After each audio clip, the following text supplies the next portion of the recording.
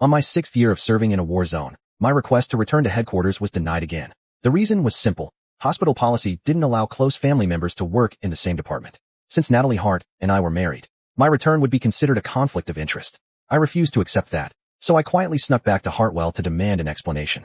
However, I heard a conversation that made me stop short right outside the administration office. "You've blocked Liam Hayes' transfer for 5 years all because of Noah Bennett," the department director snapped.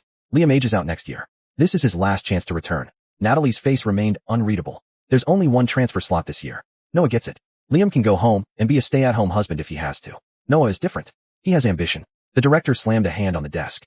"And Liam doesn't? His dream was always to work at headquarters." His voice sharpened. "You were the one who had him sent to a war zone in the first place. Now you're blocking his only chance to come back. Noah barely passed his evaluations. He would have been removed years ago if you hadn't kept him under your wing. Do you honestly think you can protect him forever?" For the first time, anger flashed across Natalie's face. "Liam went there as my husband. How much could he have suffered?" Her tone grew icy. "Noah has no connections. If he were sent out there, it would ruin him. I'll take responsibility for Noah's training. I won't let anyone harm him." Outside the door, my eyes burned. I pulled out my phone and called my lawyer. "Draft the divorce papers as fast as possible. I wasted 5 years all for a woman who had stopped loving me long ago. I no longer wanted to waste any more time on her. I no longer wanted to love her anymore." The moment I pushed the door open, every voice in the room went silent. Natalie froze. Then her expression darkened as she looked me over. "Who told you to come here?" Her voice was sharp. "The field hospital is short-staffed. Leaving without approval is desertion." Then she noticed my reddened eyes. Her gaze shifted away, and her voice lost a little of its sharpness. "What did you hear?" Natalie had always been strict about work, even to the point of cruelty. She made no exceptions, even for her own husband. I still remember when I was first transferred to the war zone 5 years ago. I had nearly died more than once under gunfire and explosions. All I wanted was to see her. After getting through all the hoops, I eventually took an illegal border van back to Hartwell and walked until my shoes were ruined, just to speak to her face to face. I thought she would be happy to see me. Instead, Natalie shoved me away the second she saw me. She had berated me. It was as if she couldn't see my exhausted, filthy state. "Liam, do you have no respect for discipline? If you come back without authorization again, I won't go easy on you just because we're married." I wouldn't have believed that she had blocked my transfer for Noah's sake for 5 whole years if I hadn't overheard this conversation. I wouldn't have believed it for a second that she intended to bring him back and mentor him herself. I placed 2 sets of documents on the desk. When I spoke, I sounded calmer than I expected. "This is my application to return to headquarters." I looked at her. "It's been 5 years. With my qualifications, I should be back by now." Natalie rubbed her temples, exhaustion written across her face. "Stop being impulsive, Liam. The transfer rules are clear. Headquarters can't have direct family members in the same department." Her tone sharpened once more. "This decision came from above. Stop making things difficult for me. Husband and wife, that was what we were supposed to be." She stood there, elegant and untouchable, a department chief whose every word could move hundreds of people. Even the pen on her desk cost more than I made in months. And me? I had gone willingly to a war zone, because she begged me to help her. I slogged through sand, mud, blood, and smoke for 5 whole years. My hands bore frostbite scars. My clothes were threadbare and thin, having been washed countless times. The colors had even faded to a pale hue. I couldn't grasp which aspect of myself made her life so hard. "I won't make things difficult for you." I pulled the second document from beneath the transfer application and placed it in front of her. "Let's get divorced." I met her eyes. "The policy can't change, but our relationship can." Natalie went still as she stared at me in disbelief. "Liam, what do you think our marriage is? When did you become this calculating? All this just to get what you want?" I clenched my fists so tightly my nails broke skin. I forced the tears back. "It's been 5 years. I'm about to age out of eligibility for a headquarters transfer." I stared down at her. "Natalie, I can't wait any longer." I couldn't wait for the cutoff to end, as it was my only chance to return. I also couldn't keep waiting for her to love me again. For once, I had to fight for myself. Natalie looked at me for a long moment, something unreadable flickering in her eyes. When she spoke again, her voice softened. "I know these last 5 years have been hard on you, but this year isn't possible. Liam, trust me. Just wait a little longer." She stepped behind me, wrapping her arms around me as though none of this had happened. Then she reached up to wipe the tears from my face. I stepped away before she could touch me. A bitter laugh slipped from my lips as I stared right at her. "Why isn't it possible? Is it because you already assigned the spot to someone else? Or because of Noah?" Whatever patience she had left disappeared. Her face hardened. "So that's what this is really about. You're so desperate to come back because you think something is going on between Noah and me?" She scoffed. "Fine. Let's do it your way. You still won't be transferred back this year, even if we do get a divorce. Do you still want me to sign?" I didn't hesitate. "Yes." Her jaw clenched. She grabbed a pen and signed the papers with such force that it nearly tore through the documents before throwing the divorce agreement at me. Her voice was as brittle as ice. "Don't come crying to me if no one else wants you after you fail to get back into headquarters." During the mandatory 30-day waiting period, I worked myself into the ground. I didn't take any breaks for 15 days straight. My hard work paid off, and I made the shortlist for the headquarters transfer. Everything was going as planned except for one issue. My old arm injury flared up, the same one I sustained 3 years ago while saving Natalie. A surgery had gone wrong. I stepped in front of Natalie to take the attack for her, resulting in permanent nerve damage. My muscles now spasm constantly, and the war zone lacked the resources to treat them properly. Last year, I found out that a specialist was available to perform surgery. Meanwhile, Noah only got a minor cut on his hand. Natalie pulled the surgeon away to examine him instead. I lost my best chance at treatment. Now that I finally had a shot at coming home, I needed this surgery. Not long after I scheduled it, Natalie showed up at the hospital. She had access to my medical files, so finding out wasn't difficult. She glanced at my wrist and spoke coldly. "Noah knows about your surgery. He's worked hard for this transfer. If your arm gets fixed, you'll be competing with him." I frowned. She crossed her arms and continued.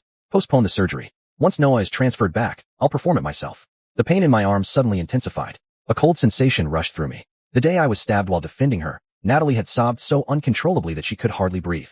"Why would you do something so stupid? If anyone should have been hurt, it should have been me." She had sobbed and clung to me like I was her everything. "If anything happened to you, I'd die with you." And now she was calmly taking away my chance to have a healthy body again, just because Noah needed the transfer. Whatever warmth I harbored for her in the past died in that moment. Something ugly twisted in my chest. For once, I didn't want her to get what she wanted. I looked at her coldly. "This is my body. Only I have a say in this. My surgery has nothing to do with you." The air around her turned glacial. She grabbed my wrist so hard it felt like my bones might crack. "Do you have any idea how devastated Noah will be if he doesn't get transferred back? I have plenty of ways to shut this surgery down." She forced me to look at her. My eyes burned with redness, and I laughed bitterly. "All Noah has to do is just one tear, and you collapse. So tell me, is he truly your junior colleague or your lover?" Rage exploded in her eyes. She lifted her hand.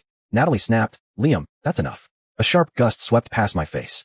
I lifted my head and let the tears slide down my cheeks, waiting for the slap. However, the pain never came. Natalie's phone rang. It was Noah's special ringtone. Her eyes shimmered with tenderness that couldn't be concealed, and her voice grew softer. "What happened? I told you to stay put.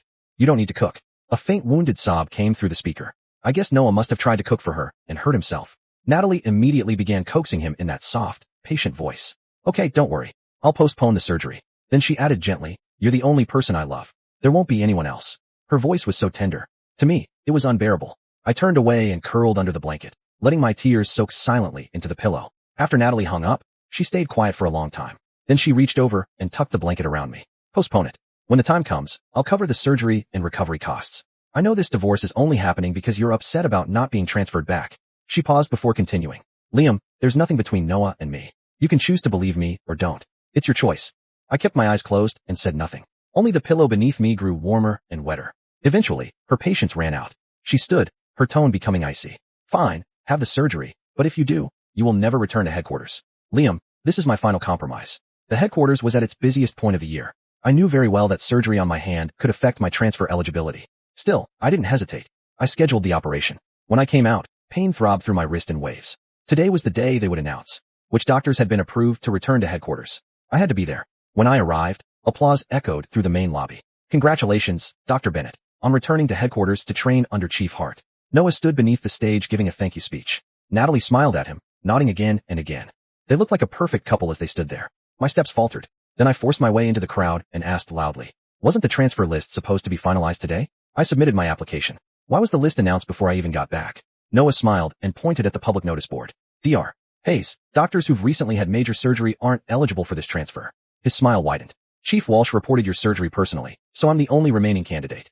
The taste of blood filled my mouth. I swallowed hard, fighting back tears as I looked toward Natalie. Her gaze was flat.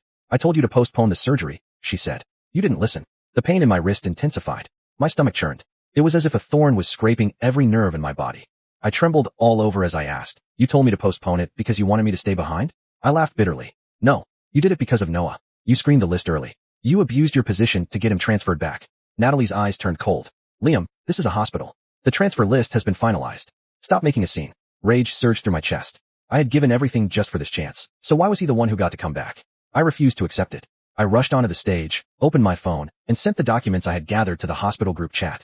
Then I spoke, each word raw with pain. Noah was assigned to the war zone unit for 2 years, but he repeatedly abandoned his post and returned to Hartwell without approval. He has no respect for hospital discipline. During his internship at headquarters, he received more than a dozen patient complaints. A year ago, a surgical mistake under his supervision resulted in a patient's death. I glanced at Natalie. The entire auditorium fell silent. Every phone in the room buzzed at the same time. One by one, doctors lowered their heads to read the files I had just sent. The atmosphere changed instantly. "What is this?" "These are internal disciplinary records.